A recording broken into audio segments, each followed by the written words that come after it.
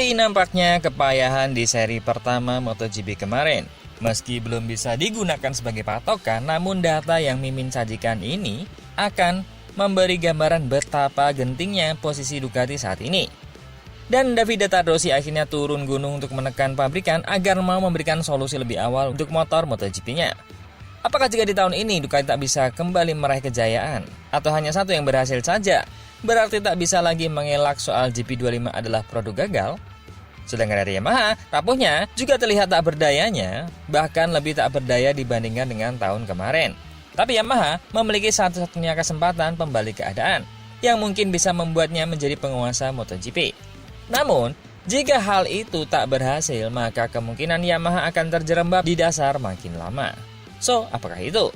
Dan juga ada betapa jeniusnya Honda, yang jika dilihat-lihat dalam 3 musim ini, Honda bisa mensolusikan masalah-masalah yang dulu nampaknya mustahil dilakukan. Dan apa itu? Kita bahas.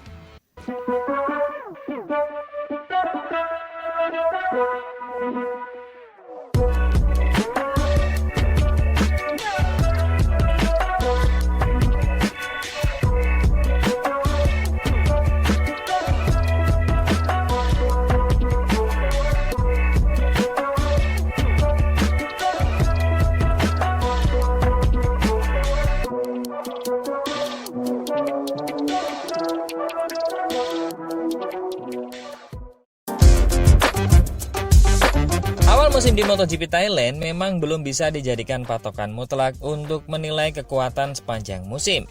Namun, ada satu hal yang sulit disangkal. Seri pembuka tersebut memberi sinyal yang cukup mengkhawatirkan bagi kubu Ducati Lenovo Team. Untuk pertama kalinya dalam beberapa musim terakhir, dominasi Ducati benar-benar terlihat goyah. Motor terbaik Ducati bahkan harus finish di belakang 4 motor dari Aprilia Racing serta 1 motor Red Bull KTM Factory Racing yang dikendarai oleh Pedro Acosta. Situasi ini jelas bukan gambaran yang biasa kita lihat dari pabrikan Borgo Panigale. Reaksi dari internal Ducati pun sangat jujur. Manajer tim mereka, Davide Tardossi, bahkan menyebut hasil tersebut terasa seperti menerima 4 tamparan di wajah. Ungkapan itu menggambarkan betapa kerasnya pukulan yang dirasakan Ducati setelah bertahun-tahun menjadi tolak ukur teknis di MotoGP. Selama era dominasi mereka, Desmos Edisi dikenal unggul hampir di semua aspek. Akselerasi brutal, aerodinamika paling maju di grid, serta kecepatan puncak yang paling sulit ditandingi. Namun di Buriram, keunggulan itu seperti menghilang secara kolektif. Ketika satu Ducati kesulitan, hampir seluruh Ducati mengalami hal serupa. Inilah yang membuat situasi terasa lebih serius dari sekedar hasil buruk satu balapan. Tekanan pun mulai meningkat dari dalam. Tardossi seolah turun gunung dengan memberi sinyal keras ke pabrikan agar tidak menunggu waktu terlalu lama untuk membawa solusi teknis. Artinya, Ducati kemungkinan akan mempercepat siklus pengembangan motor, menganalisis ulang data performa, serta menyiapkan update lebih awal untuk seri-seri berikutnya seperti Grand Prix of the America, Qatar, dan juga Spanish Grand Prix. Namun pertanyaan paling sensitif mulai muncul di pedok. Bagaimana jika masalah ini memang berasal dari paket dasar motor baru mereka? Jika sepanjang musim Ducati tidak mampu kembali mendominasi, maka akan semakin sulit bagi mereka untuk menghindari anggapan bahwa Desmos edisi generasi terbaru ini, yang sering disebut dengan GP25, bisa saja merupakan produk yang gagal memenuhi ekspektasi. Terlebih jika motor tersebut tidak memberikan peningkatan jelas dibandingkan generasi sebelumnya. Di sisi lain, Ducati masih memiliki satu faktor yang bisa mengubah segalanya, yaitu Marc Marquez. Marquez dikenal sebagai pembalap yang mampu mengekstrak performa maksimal bahkan dari motor yang belum sepenuhnya sempurna. Sepanjang karirnya di MotoGP, dia berkali-kali membuktikan dia bisa menutupi kekurangan motor dengan gaya balap yang agresif, keberanian di area pengereman, serta insting balap yang luar biasa. Namun ketergantungan pada satu pembalap jelas bukan skenario ideal bagi Ducati. Selama ini kekuatan utama mereka justru terletak pada kedalaman grid. Banyak pembalap Ducati yang mampu bertarung di depan secara bersamaan. Jika ini hanya 1 atau 2 pembalap yang mampu memaksimalkan motor, maka dominasi Ducati otomatis akan tereduksi. Masalah yang terlihat di Thailand lebih mengarah pada penurunan performa kolektif. Bahkan pembalap seperti Fabio Di Gia yang menjadi Ducati terbaik pun masih tertinggal dari armada Aprilia yang dipimpin oleh nama-nama seperti Marco Bezzecchi, Jorge Martin, Raul Fernandez hingga rookie sensasional Ai Ogura. Itulah sebabnya seri-seri berikutnya akan menjadi ujian yang sangat krusial. Jika Ducati mampu membawa update yang langsung mengangkat performa seluruh armada Desmos edisi, maka tamparan di Buriram bisa berubah menjadi titik balik kebangkitan mereka. Namun jika hingga pertengahan musim masalah tersebut masih terus muncul, maka diskusi tentang GP25 sebagai proyek yang kurang berhasil akan semakin sulit untuk dibantah. Satu hal yang sudah jelas berubah di awal musim ini, Ducati tidak lagi menjadi pihak yang dikejar. Kini justru mereka yang harus mengejar. Dan di MotoGP modern, mengejar rival yang sedang berada dalam momentum seperti Aprilia bukan pekerjaan yang mudah.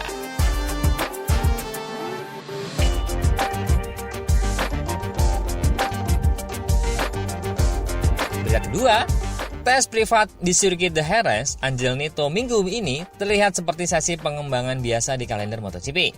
Namun jika diperhatikan lebih dalam, satu elemen yang membuat tes ini jauh lebih menarik adalah kombinasi penggunaan ban Michelin dan Pirelli, serta kehadiran Toprak Razgatlioglu bersama proyek MotoGP milik Yamaha Motor Company.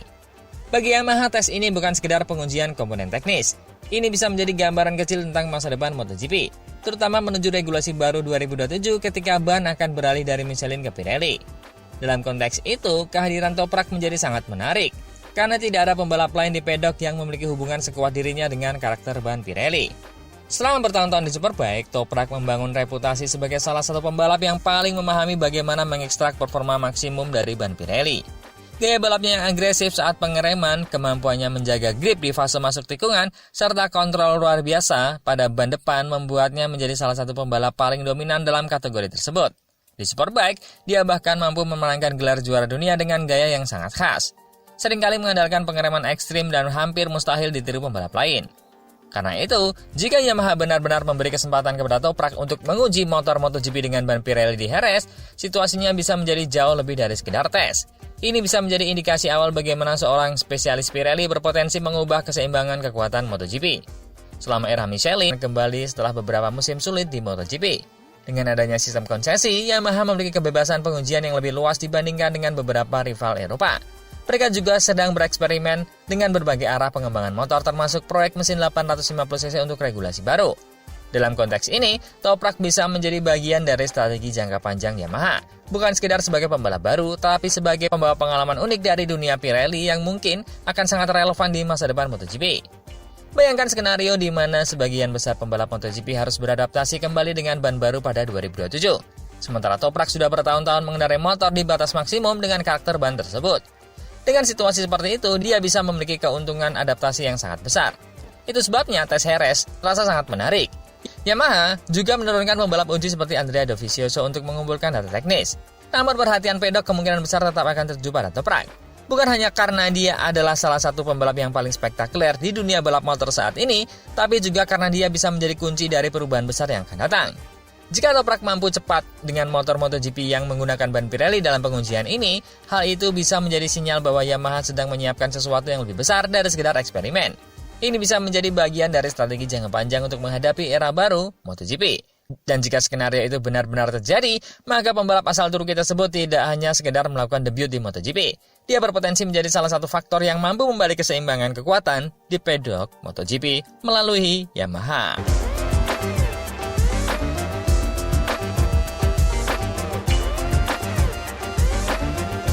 Berita ketiga, apa yang terjadi pada Honda Racing Corporation dalam beberapa musim terakhir sebenarnya adalah gambaran klasik bagaimana sebuah pabrikan besar menghadapi krisis teknis di MotoGP.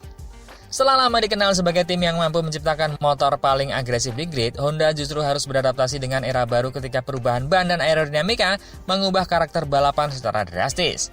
Namun pernyataan Luca Marin di awal musim di Thailand Grand Prix kemarin menunjukkan satu hal penting. Honda tidak hanya menyadari masalah mereka, tapi juga mulai menemukan cara solutif untuk mengatasinya. Salah satu masalah terbesar Honda sepanjang musim sebelumnya adalah fenomena chattering, getaran kronis yang muncul ketika motor berada dalam kondisi lean angle saat menikung.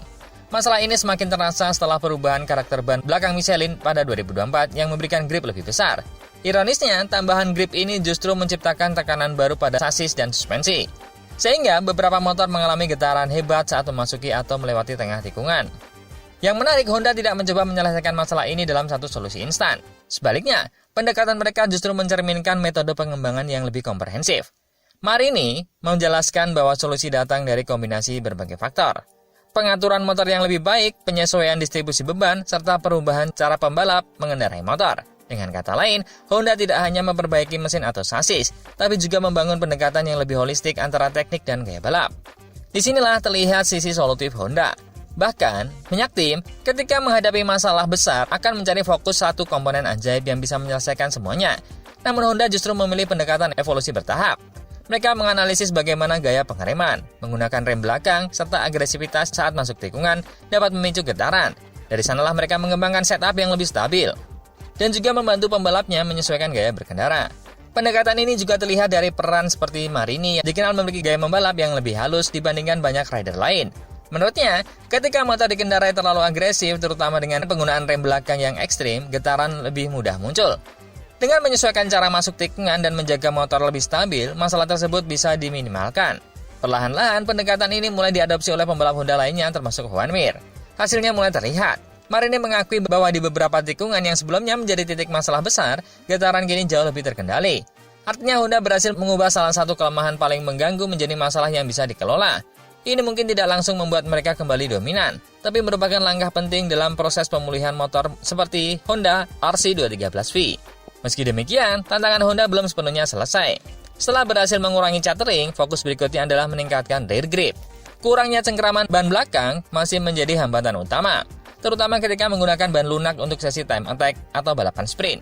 Dalam beberapa kasus, Marini bahkan merasa lebih kompetitif dengan ban medium dibandingkan ban soft.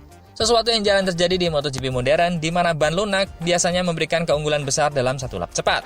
Masalah ini juga terlihat pada balapan di Buriram. Ketika Mir sempat bertarung di posisi 5 besar, sebelumnya akhirnya harus mundur karena degradasi ban belakang yang sangat tinggi di akhir balapan. Hal tersebut menunjukkan bahwa Honda sudah mampu membawa motor ke posisi kompetitif dalam beberapa fase balapan, tapi masih harus menemukan cara menjaga performa ban hingga lap-lap terakhir. Meski begitu, pendekatan Honda tetap konsisten, mengidentifikasi masalah satu persatu, menyelesaikan secara sistematis, lalu bergerak ke tantangan berikutnya. Bagi tim yang sedang membangun kembali performa mereka, ini adalah strategi yang jauh lebih realistis dibandingkan mencoba melakukan revolusi besar dalam satu langkah.